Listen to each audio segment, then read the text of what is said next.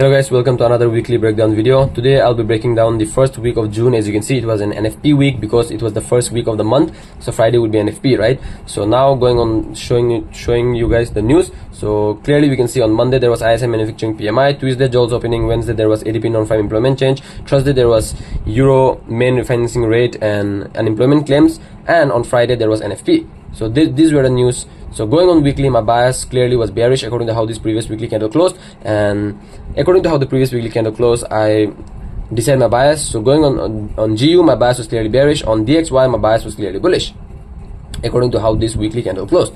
So oh shit, so the bias on DXY is bearish, and also the bias on GBP USD is bearish. So it was very tricky, and the bias on Euro USD is bullish. This thing I'm just noticing it, man. Bruh, this thing I'm just noticing. GU bias is bearish, DXY bias is bearish, EU is bullish. Very tricky, but I take two rather than one, right? So I would take this, I would consider this GU as bullish, or I would have not traded GU in this week and I would have traded EU. But I am backtesting GU, and I have created state of mind that is not affected by the market's behavior. So I will now trade the daily time frame, because the weekly time frame bias is not clear. That is when I tend to trade with the daily time frame. So now going on the daily, obviously the weekly bias was not clear. So going on the daily, on Monday my bias was not clear, I didn't took the trade. So Monday closed as a bullish candle, and on DXY the Monday closed as a bearish candle, as you can see. So now with the daily bias I will trade. So on Tuesday I will look for buys, right? Even if the weekly bias is not aligning or not correlating, you can trade with the daily bias. So going on Tuesday I was looking for a buy, and the price was still in this H4 bullish solidified range. And on the H1 time frame you can clearly see the price was here, and I took a buy. The only trade that I've taken on this week was this buy on Tuesday, and also my bias was bullish. The Asian range was bearish, so this was a valid trade. The Asian low liquidity got swept, and then we got a M5 change of character. It was a 1:2 risk to reward, so it was a break-even trade. We didn't even got a 1:2, so I considered this as a break-even trade. And yeah, Tuesday was a break-even trade. As you can see, the price action was very tricky. The weekly bias was also tricky. So now going on Wednesday. So now going on Wednesday, according to how this candle closed right here, according to how this Tuesday candle closed, it's looking like a bullish candle to me. So going on DXY is also bullish, GU is also kind of bullish, and EU is bearish. So going on Wednesday, my bias was not clear. So my bias was not clear, I didn't took the trade, simple as that. So also on this week, GU, DXY and EU all were doing so different things on this week, and that's totally fine. There was also SMT between H4 previous week high right here, and SMT between DXY. If I quickly show you here, the previous week low was swept on DXY, and the previous week high was swept on EU, whereas on GU the previous week high was not swept. So trading on Thursday to take this previous week high made so much of sense for me. So Wednesday was a no trade day for me. Let me quickly show you what happened on Wednesday. So on Wednesday, literally the price didn't give us our setup. The Asian low liquidity got swept.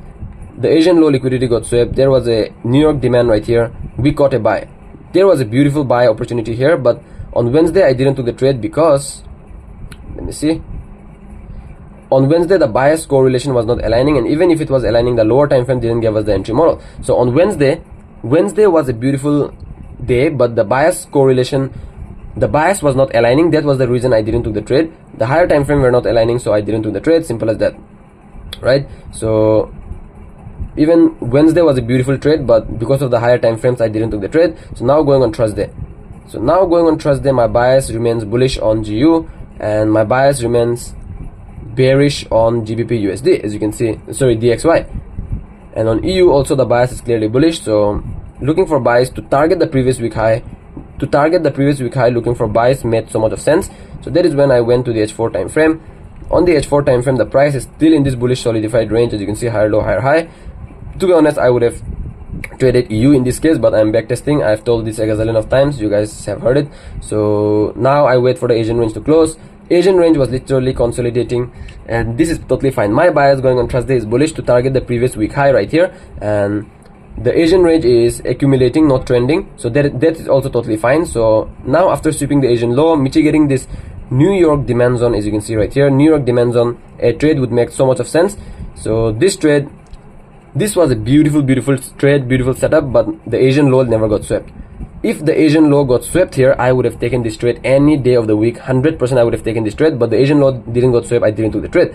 This trade, and the target was so clear, being the previous week high. The previous week high, to sweep the previous week high, it was so clear. The target was so clear, but I followed my plan. I followed my trading rules, and I didn't do the trade here. But on EU, as you can see, EU swept the Asian low, mitigated the demand zone, and then made the move. So if I was looking for a trade on EU, it made so much of sense to take this trade, and this was a winning day for us on EU. I have taken the trade on the live market, so not a problem. And right now I'm backtesting GU. So GU, there was no trade, so that's not a problem. So on DXY also, the Asian high got swept, New York supply got mitigated, and then a beautiful move happened to the downside. So this was Thursday for you guys, and now going on to the Friday. So going on to Friday, my bias changed from bullish to bearish, as you can see. Thursday literally went up, and then sellers now came in the market, as you can see. And on EU also the bias was bearish, and on DXY the bias was bullish.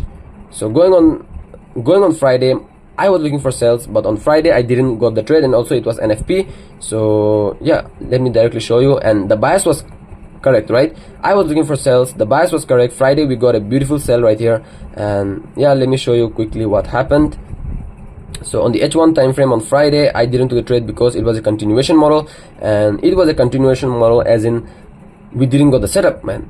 The London session literally went down without us. In this case, what I tend to do is I wait for the New York session to come and use London as use London supply zone and then make the move, right? But in this case, there was NFP, and also the New York session never came up to the supply zone on London session, so I didn't took the trade on London on EU or GU.